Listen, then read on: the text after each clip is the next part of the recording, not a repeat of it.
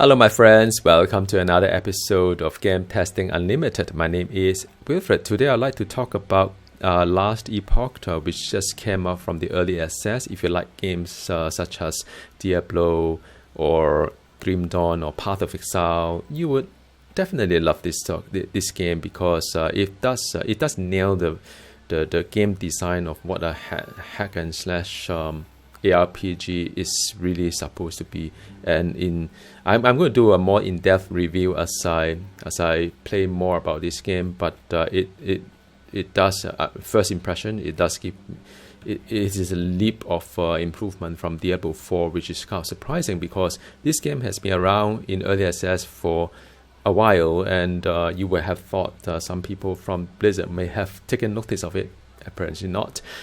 So now the Last Epoch, the interesting thing about Last Epoch is really about the way that you can customize your character.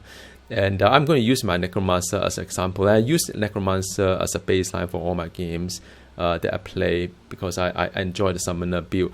So if you look at the skill that's being available for as an acolyte, which is a base class, there are 8 of them, and as you unlock put more points in acolyte passive tree, you get another 4. So altogether you have 12.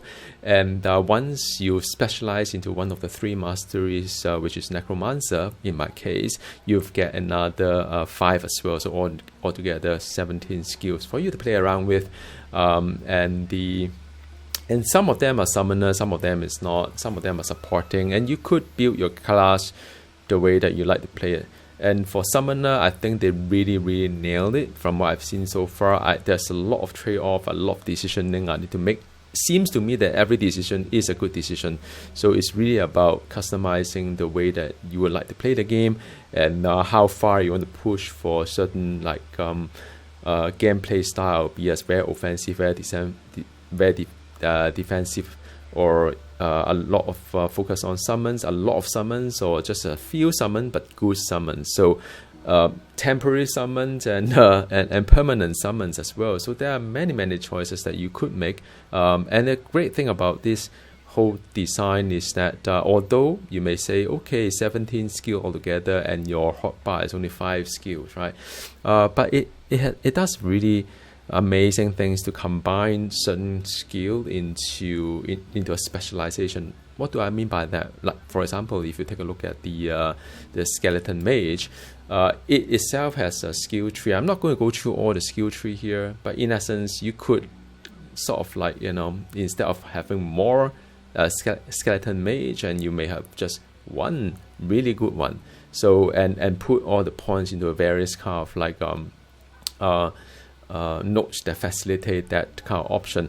And another example is that you could also say, for example, one way to move around really quickly is to use transplant, which in D3 is blood rush, I believe. You could teleport into a location or as well. But say if I don't really want to kind of dedicate one of this hotbar into a transplant or blood rush in D3, you could, guess what? You could go into the mage and specialize in the skill whereby it's called Grave Passage. You can teleport and summon as well. So 4.5 seconds teleport, as you summon, and so on and so forth. And you can also bring along your minion as well as you teleport. I've tried that to one of the items that I've got, and it's kind of fun because you can bring a few along. And imagine your whole army just teleport with you to the location. So it's a lot of really cool stuff here. Now I'm still kind of trying to grasp what this whole design is, but I am going to pick 3 summons, which is the skeleton, the mage, as well as the golem. The golem is wonderful, and I'm going to use the Read Blood, which is a very nice supporting kind of ability to heal myself, also to buff my pet as I do so. So that's really cool. I'm also envisaging myself to use perhaps Bone Curse as well to help debuffing the enemy around me. And just to give you another illustration is that Bone Curse can also become kind of passive that is on cards as well. Bone Prison, sorry. So you could actually have the Bone Prison on the Bone Curse, and there are many other things that you could do in the specialization. There's a lot of depth to it.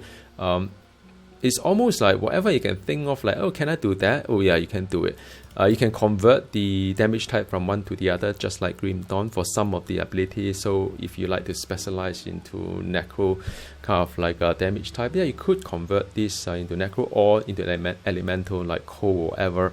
You could too. So there are many ways you could, and the passive also support that. So there are two passive trees that you could focus on. One is your base class, the other one is the specialization ones, and there are many options out there. Like I said, it seems like every option is a good option, so it's good. Now I'm going to play a little bit of this game to just demonstrate how that works. So before I go there, just one last point is that I found the specialization is by stages, so I can only specialize my 5th ability once I hit 50, and there are some requirements along the way as well. I think it's a really good design because it kind of enable you to just experiment different type of skill on your hotbar without going deep into specialization, and then after that you may regret losing all the points, or at least some of the points to kind of like a change your build. So there's a nice balance. As you level up, you can just feel free to swap any ability that you want. Like for example, I could, instead of doing Bone Curse, I may want to try out my zombie and see how it looks like. And if I like it, then I can look into the skill tree and say, oh, maybe I should do a little bit more kind of like specialization to it, and that's really cool. But in any case, should you really want to respec as well, then there's a minimal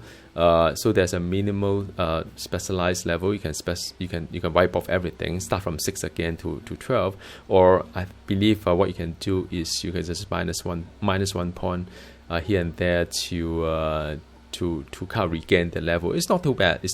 You could regain it rather fast as well, but at least they give you a little bit of like decisioning. It's not like, oh, you can just freely wipe off everything and try something else totally.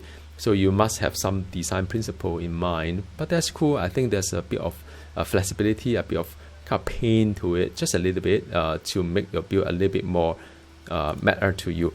Now last point is that you could also, all this passive, you can respec these points as well, although it does cost gold later, but you will see it's not that painful. Now I'm going to play the game a little bit here, and I'm going to use my I like the ancient era. It does drop me nice relics as well, and unlike the Green Dawn, all these are being guided to a certain level. Like for example, this one is level 14, this is level 20, and this is level 38. So in a sense, if I want to go back in time to play this, you can during leveling, but it won't give you much reward, so you may as well stick with what you want here.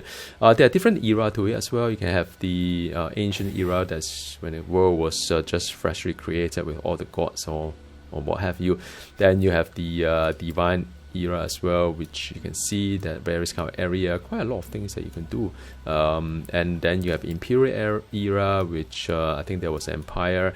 Story wise, I really bad at it, so don't ask me. There's a ruined era until the end of time, which is like everything just destroyed, I think. I'm not quite sure, but anyway, let me go back to here as a demo. Enough talking, let's just do some gaming here. All right, cool, let's go in online.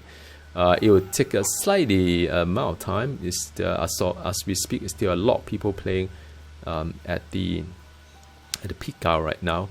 Okay, so now this is a minion build. I'm going to summon you will see 1 golem, 4 skeleton, 8 skeleton, and 1 big mage. And I'm going to do some kind of like blood rush here and there, so you can see I can teleport. Teleport. Okay, so let's just you can do a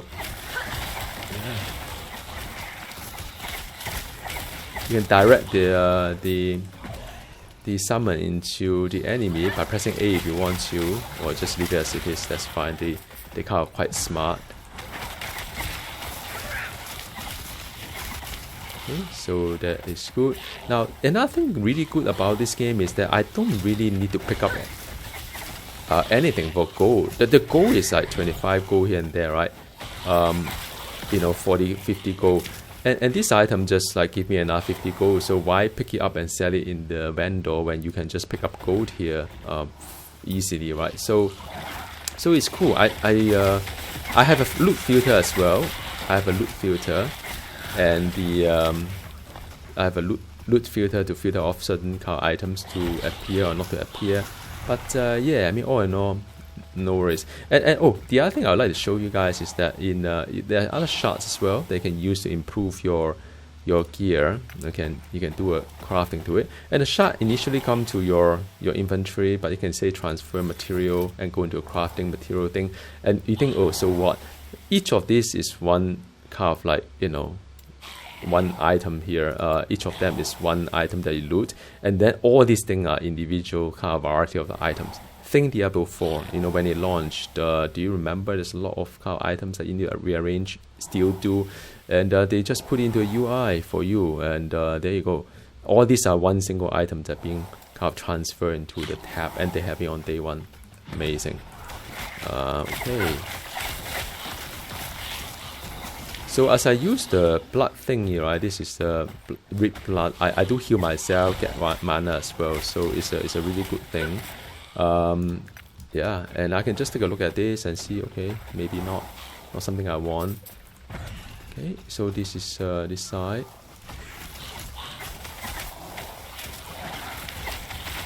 Yeah, it's nice and smooth. I mean, I'm not rushing right now. Usually I do a little bit faster, but I'm just kind of playing it leisurely. Okay. You don't even have to pick up everything. It's very nice. It doesn't feel like work, if that, what I mean. Sometimes when you play Diablo, it's like, oh, you have to look at all the items, pick up one by one and all, but you don't need to, right?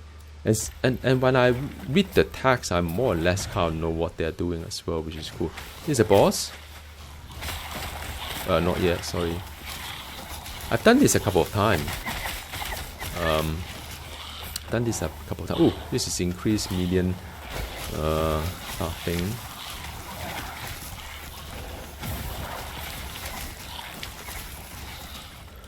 Okay, this is the, yeah, you can sort of get what they're doing. Yeah, the way I a little bit caution is that there's a boss somewhere, and I just don't want to. This is the boss, by the way.